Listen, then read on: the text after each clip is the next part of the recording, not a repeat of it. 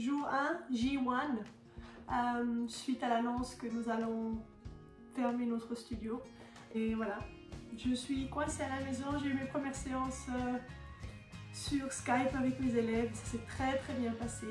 Nous voilà pour cette première vidéo, et cette première vidéo doit démarrer par ce qu'il y a de plus essentiel dans la méthode, qui est la respiration. C'est un des principes, nous avons 3 principes dans la méthode, nous avons plus que 3, mais foncièrement, le premier principe c'est la respiration, l'engagement complet du corps et l'engagement complet envers notre santé.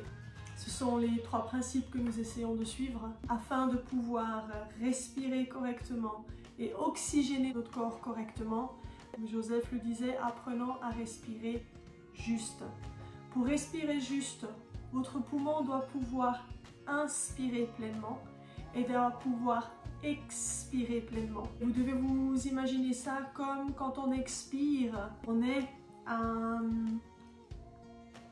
chiffon et qu'on essaie d'essorer ce chiffon jusqu'à la dernière goutte. Il faut que la dernière goutte d'air impur sorte et soit éjectée de votre poumon, et ensuite de nouvel air propre et frais rentre. Avant de commencer vos respirations, je vous invite fortement à aérer votre chambre ou à aérer votre pièce, ou même de potentiellement le faire devant la fenêtre ou à l'extérieur dans votre jardin, assis sur une chaise ou assis par terre sur un tapis.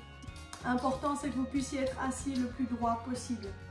Je vais vous lire un petit passage de Joseph Pilates et son livre pour que vous compreniez mieux quel est son concept.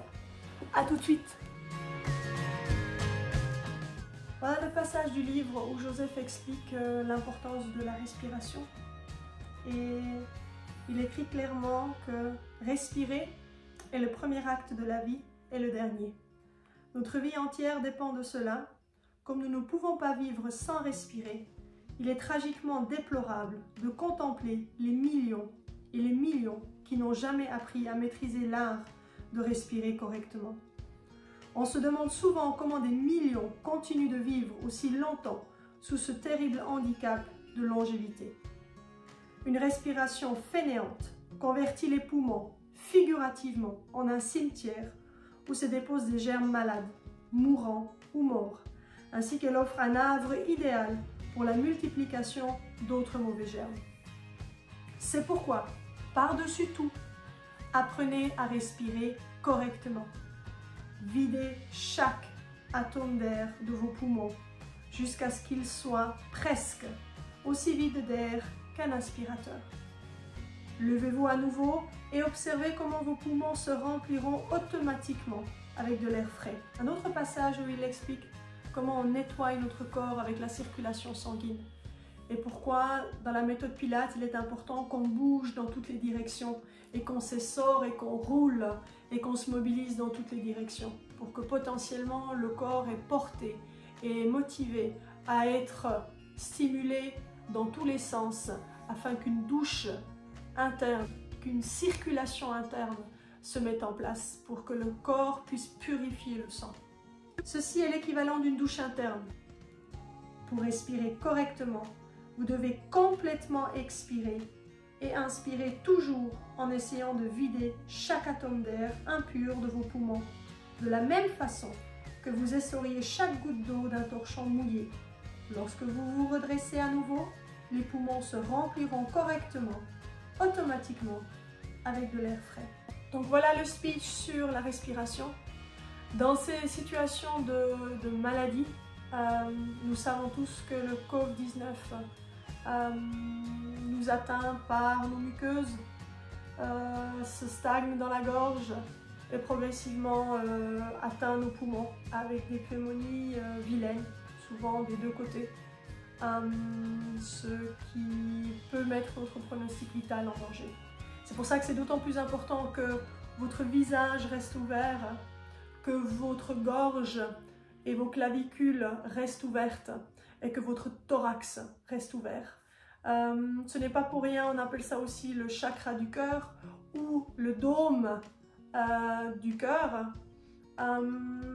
Donc le plus ouvert que nous serons et que nous resterons, potentiellement, en tout cas on a envie d'y croire, le moins susceptible on sera aux symptômes qui peuvent peut-être nous tomber dessus si nous devions choper le virus pour pouvoir devenir immune.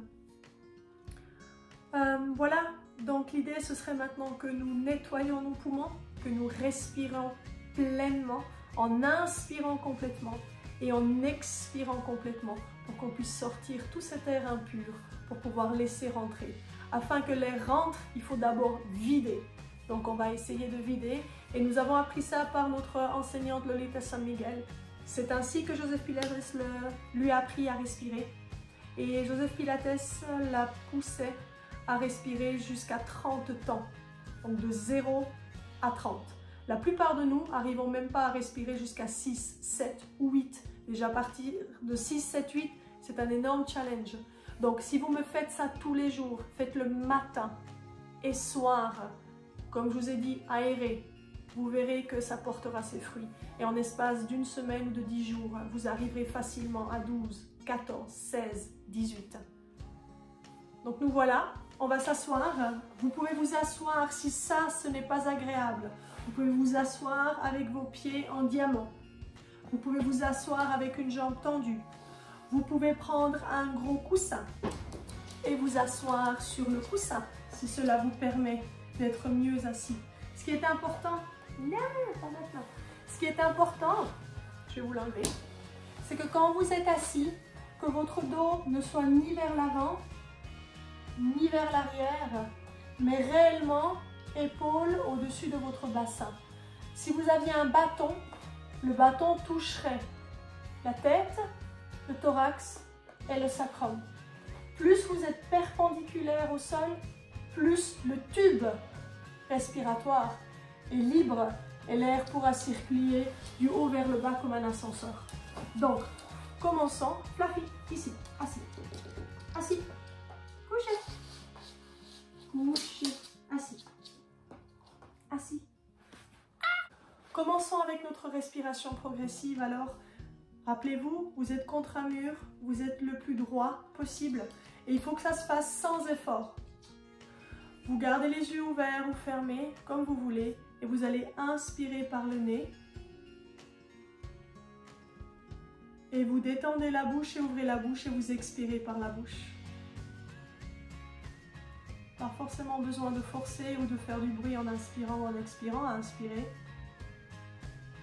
Quand vous inspirez, vous gonflez votre poumon autant à l'avant qu'à l'arrière, sur les côtés, au-dessus et en dessous. Et expirez. Et quand vous expirez, détendez vos épaules, fondez à l'extérieur de votre corps, mais restez redressé à l'intérieur avec un minimum d'effort. Inspirez encore une fois en gonflant le thorax. Laissez le poumon prendre son ampleur. Donc le poumon va s'écarter et le poumon va se ramener.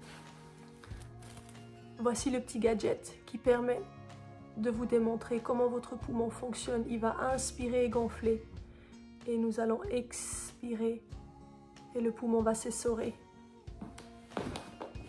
Nous allons donc inspirer et gonfler, expirer et dégonfler. J'espère que cette petite séquence éducative sur pourquoi c'est important de respirer et de garder notre poumon oxygéné et en vie a pu vous aider à mieux comprendre les exercices qui vont suivre maintenant dans la prochaine vidéo pour les respirations progressives. A tout de suite pour la prochaine vidéo. Ciao, ciao!